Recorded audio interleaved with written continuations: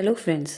तो लीजिए, आज मैं फिर आ गई एक नई कहानी के साथ जिसका शीर्षक है पछतावा या बोझ। तो चलिए शुरू करते हैं आज की कहानी। कविता ने जैसे ही अपने पति समीर की फ़ोन पर बातें सुनी, उसका दिल टूटकर बिखर गया।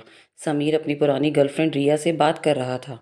उसकी आवाज़ में वही पुराना प्यार था जिसे वह पहले कविता के लिए महसूस करता था। कविता की आंखों में आंसू थे, लेकिन उसने खुद को संभाला।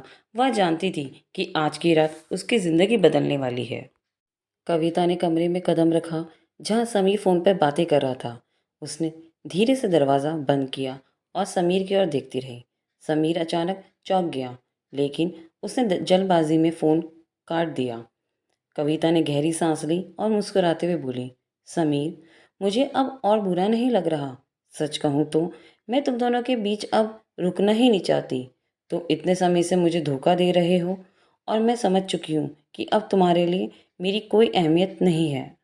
समीर कुछ कहने की कोशिश कर ही रहा था कि कविता ने उसका हाथ थाम लिया। चलो अब रिया के पास चलते हैं। समीर की आंखों में हैरानी थी, लेकिन कविता ने उसकी बातें सुने बिना उसे कमरे से बाहर खींच लिया। जब वे रिया के घर पहुंचे तो कविता ने दरवाजे पर दस्तक दी। रिया ने दरवाज़ा खोला और सामने कविता और समीर को देखकर स्तब्ध रह गई। कविता ने हल्की सी मुस्कान के साथ कहा, आओ रिया, अब समीर तुम्हारा है। लो, इसे संभालो। उसने समीर का हाथ रिया के हाथ में थमा दिया। अब यह तुम्हारा हुआ रिया। यह इंसान तुम्हें खूब प्यार करता है, यह मैं जान चुकी हूँ। लेकिन इसके साथ कुछ जिम्मेदारियां भी आती हैं जो मुझे आज तुम्हें बतानी हैं। समीर और रिया दोनों अवाक खड़े थे और कविता ने अपनी बात जारी रखी। समीर को गैस, ब्लड प्रेशर, कोलेस्ट्रॉल और डायबिटीज़ जैसी कई बीमारियां हैं।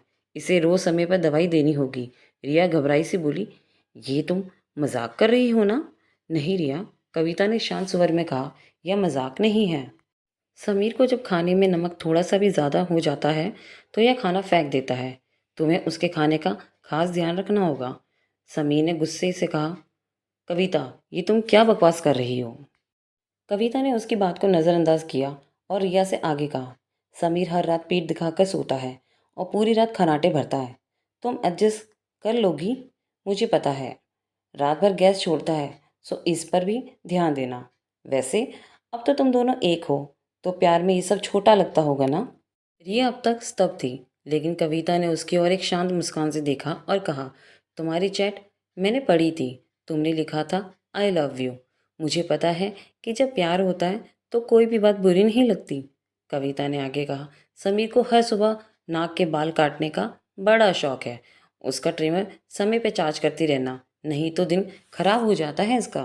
समीर अब तक अपने गुस्से को काबू करने की कोशिश कर रहा था, लेकिन कविता ने एक पल भी उसकी तरफ ध्यान नहीं दिया।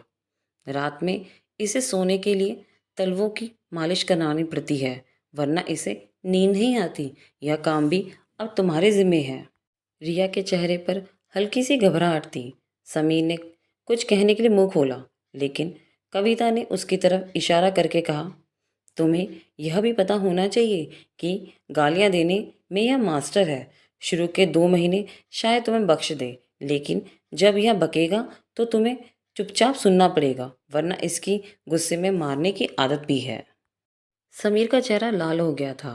वह अब खुद को शांत नहीं कर पा रहा था, लेकिन कविता उसकी हर नाराजगी को नज़रअंदाज कर रही थी।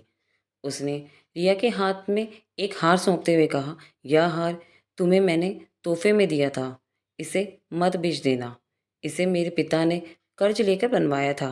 पहनना ज़रूर, तुम्हें आशीर्वाद मिलेगा। कविता ने गहरी सांस ली और समीर को फिर से रिया की ओर धकेलते हुए कहा, अब यह तुम्हारा है रिया, ले जाओ इसे। इसे जीतने में तुमने खूब मेहनत की है। कविता ने आखिरी बार समीर की ओर देखा। उसकी आंखों में कोई पछतावा नहीं था। उसने कहा, तुमने जो चुना है वो तुम्हें मुबारक हो। मुझे अब ये बोझ नहीं उठाना है। और बिना कुछ कहे कविता वहां से चुपचाप चली गई। समीर और रिया एक दूसरे को देख रहे थे, लेकिन उनके पास कहने के लिए कोई शब्द नहीं थे। कविता अपने जीवन में एक नया अध्याय शुरू करने जा रही थी, बिना किसी पछतावे या बोझ के। तो फ्रेंड्स, ये थी आज की कहानी, पछतावा या बोझ। आशा करती हूँ आपको कहानी पसंद आई होगी। अगर आपको कहानी अच्छी लगी हो तो चैनल को लाइक शेयर एंड सब्सक्राइब ज़रूर कीजिएगा। तो चलिए दोस्तों, मैं फिर मिलूँगी दोबारा आपसे एक और नई कहानी के साथ। तब तक के लिए थैंक्स फॉर वॉचिंग।